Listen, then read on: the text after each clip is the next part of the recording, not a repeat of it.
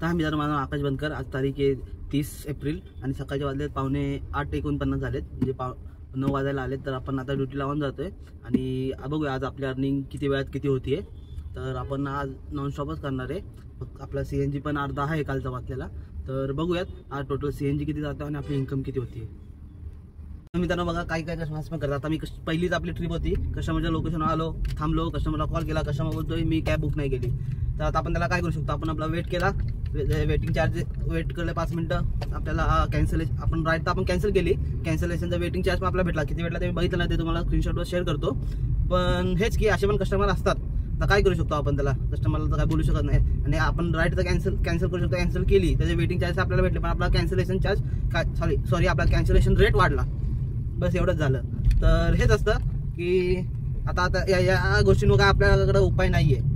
जे आहे ते आहे. आता फक्त एवढंच की आता आपण 5-6 ट्रिप करू, मग आपला तो कॅन्सलेशन रेट आहे तो कमी होऊन जाईल. म्हणून कधी पण असं जर डाऊट असेल तर कस्टमरच्या लोकेशनवर गेलो की पहिला कस्टमरला फोन लावा. कारण आपण माझं वेट करत राहू की आपल्याला वेटिंग चार्जेस भेटतील वगैरे, नंतर फोन करून मग समजतं की कस्टमर बोलतो मी ना राईड बुक केली आणि आपण कॅन्सल करावी लागेल, तेवढा आपला टाइम वेस्ट जातो. ठीक आहे. म्हणून कधी पण कस्टमरच्या लोकेशनवर पोहोचलाच की लगेच फोन लावायचा. आणि दुसरी गोष्ट, जेव्हा कधी पण अशी लांबची पिकअप असेल, म्हणजे 3-4 किलोमीटरचा, 15-12 मिनिटं लागतात किंवा जिथं पिकअप करायला जास्त ट्रॅफिक आहे, तर त्या टायमिंगला पहिला कस्टमरला फोन लावा, त्यांना सिच्युएशन सांगा असं असं आहे, मला यायला इथं टाइम लागेल, तर मी येऊ का, तुम्ही वेट करसाल का. तर कस्टमर जर बोलता ठीक आहे मी वेट करतो, या तुम्ही, कॅन्सल नाही करणार, तरच जावा. कारण काय टायमिंगला मी किती वेळा व्हिडिओमध्ये सांगितलं सुद्धा की कस्टमर जर जास्त टाइम लागला की राईड कॅन्सल करतात. कारण कस्टमर येतो तो असं एखाद्या ॲपवरनं बुक करतो असं नाहीये, तर दुसऱ्या ॲपवर त्यांचं कॅब सर्चिंग चालू असते. ठीक आहे. बायचान्स जर त्यांच्याकडनं त्यांना राईड भेटली दुसऱ्या ॲपवरनं आणि तो कॅब ड्रायव्हर लवकर आला तर ते त्यांच्यावर निघून जातात. त्यामुळे कधी असं लांबचं किंवा जिथं जास्त टाइम लागणार पिकअप करायला जायला, तर कस्टमरला कॉल लावून आधी कन्फर्मेशन घ्या. तर ठीक आहे, ती आपली लास्ट ट्रिप आपली कॅन्सल झाली. आता पुढची ट्रिप लागली आपल्याला, तर कर्वेनगरला ड्रॉप करायचं, 300 काहीतरी दाखवलेले. तर जाऊया कस्टमरला पिकअप करायला पिकअप करूया आणि मग बघूया आपल्याला किती रुपये भेटतात. ट्रिप लागली आपल्याला टांगे चौकातनं स्वारगेटला ड्रॉप करायचे, 297 काहीतरी दाखवलेले. तर बघूयात तर प्लॅटफॉर्म चार्जेस वगैरे कटून आपल्याला किती भेटतात ते. तर आता कस्टमरच्या लोकेशनवर आपण आलोय, कस्टमर बघूया कुठे थांबलेत, तर पिकअप करूया, ड्रॉप केला, बघूया आपल्याला किती भेटतात ते. तर आज काय होतं काय माझं, आपली दुसरी राईड आपण कस्टमरच्या लोकेशनवर आलो, कस्टमरला फोन लावतोय, मग कस्टमरने का फोन पिकअप केला नाही आणि दुसऱ्या ऑर्डर पण कस्टमरने स्वतः कॅन्सल केली आणि आपल्याला त्याचे 46 रुपये काहीतरी भेटलेत, 1.5 किलोमीटरचे. तर ठीक आहे. आता 400 काहीतरी होती, लोकेशन प्रॉपर लिहून नव्हतं आलं. बघू कस्टमरला पिकअप करूया.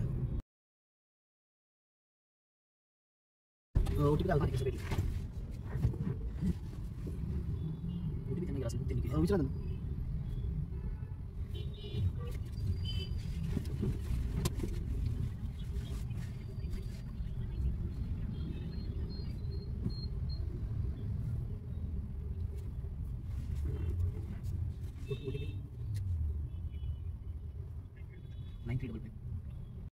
तर शेवटची ट्रिप आपण ड्रॉप केली, काळेवाडीवरून वाघोलीला ड्रॉप करायची होती आपल्याला. त्याचे आपल्याला 468 रुपये भेटले. टोटल किलोमीटर 34 किलोमीटर जे आहेत, म्हणजे पर किलोमीटर 14-15 रुपयांनी रेट आपल्याला भेटलाय. तर बघूया आता इथं पुढची ट्रिप लागली आपल्याला, एअरपोर्टला ड्रॉप करायचं आहे, 10 मिनिटाच्या अंतरावर आहे पिकअप. तर जाऊया कस्टमरला पिकअप करूया आणि बघूया त्याचे किती किलोमीटरनी किती भेटतात ते. चालू आपण कस्टमरच्या लोकेशनवर, कस्टमर खाली थांबलेत, पिकअप करूयात.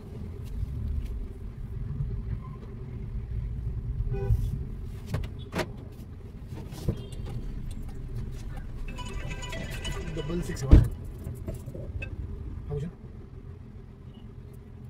अरे तो रेगुलर कस्टमर के लिए प्राइस तो अच्छी प्राइस है. 66 एक मिनट पूछना, एक मिनट बोल करो. 66 हां पूछो.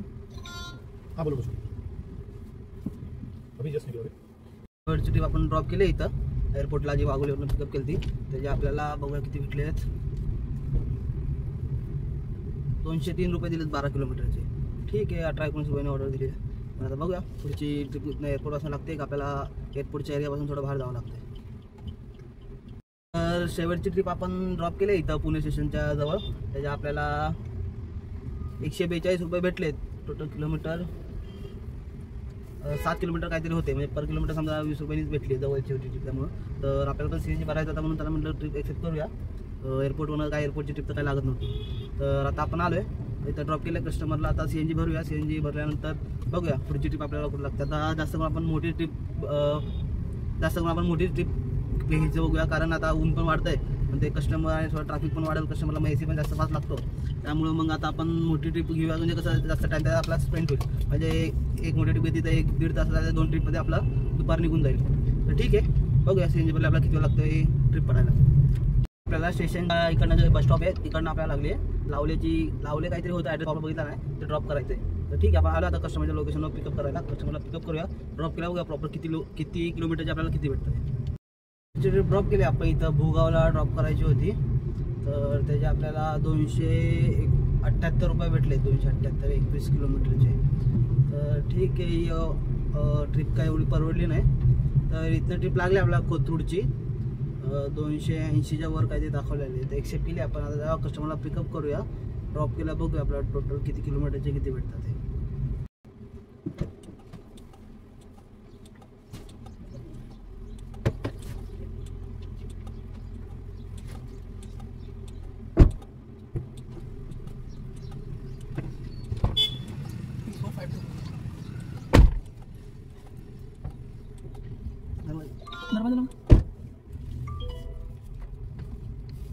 आपण तिथे घेतली त्या वानरला ड्रॉप केल्या आणि आपल्याला त्याचे 250 रुपये भेटलेत.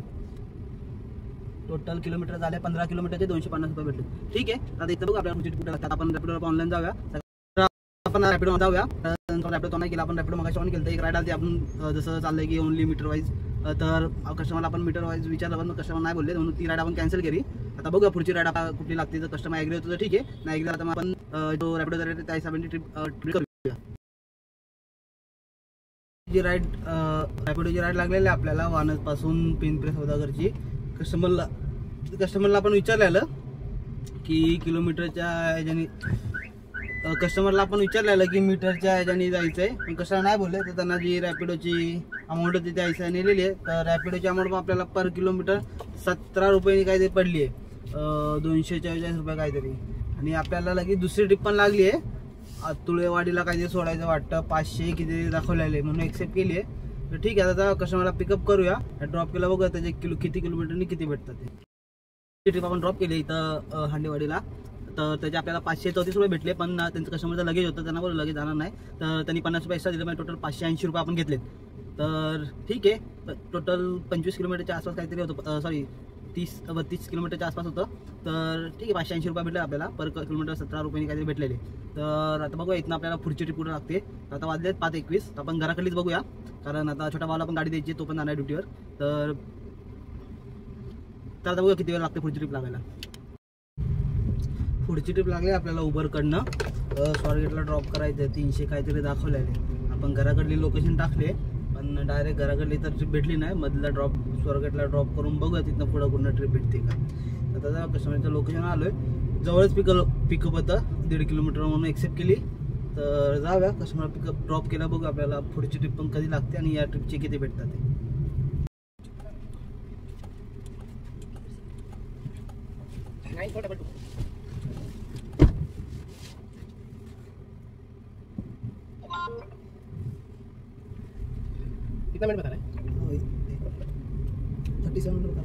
ड्रॉप केले आपण स्वारगेटला. त्याचे आपल्याला 299.31 म्हणजे 300 रुपये भेटलेत. टोटल 13-14 किलोमीटर होते, म्हणजे ठीक आहे, पर किलोमीटर 20नी जरी भेटली आपल्याला ट्रिप. तर बघू आता इथनं पुढची ट्रिप आपल्याला घराकडली कुठली लागते.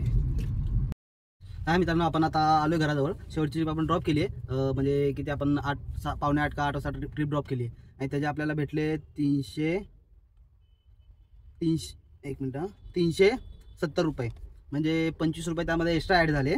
बोनस आपला सर्च बोनस ॲड झाला, म्हणून त्याचे टोटल 370 झाले. मग कस्टमरनी पे आपल्याला केले 345 रुपये, आणि 25 आपल्याला सर्च बोनस ॲड झाला रॅपिडोचा. आणि प्लस आपल्याला 100 रुपये बोनस भेटला आहे, इन्सेंटिव्ह पकडा. म्हणजे टोटल आजची अर्निंग म्हणजे 3 ऑर्डर कंप्लीट केल्याचा 100 रुपये इन्सेंटिव्ह भेटला आपल्याला आज दिवसभरातला. आणि म्हणजे टोटल रॅपिडोची इन्कम आपली आजची झाली आहे 1148 रुपये. तर उबरचं आपण बोलूया. तर उबरची अर्निंग आजची आपली टोटल झाली आहे, उबरची आजची अर्निंग टोटल झाली 1738 रुपये. तर आपण सकाळी 9:30ला तुम्ही मतलब व्हिडिओ स्टार्टिंगपासून बघितला असेल. तर 9:30ला स्टार्ट केला होता आणि आता आपण म्हणजे तेच टोटल 12 तास नाही झाले, 10-11 तास मध्ये CNG वगैरे भरायला टाईम गेला आपला. तरी समजा आपले टोटल आजची अर्निंग आपण कॅल्क्युलेट करूया.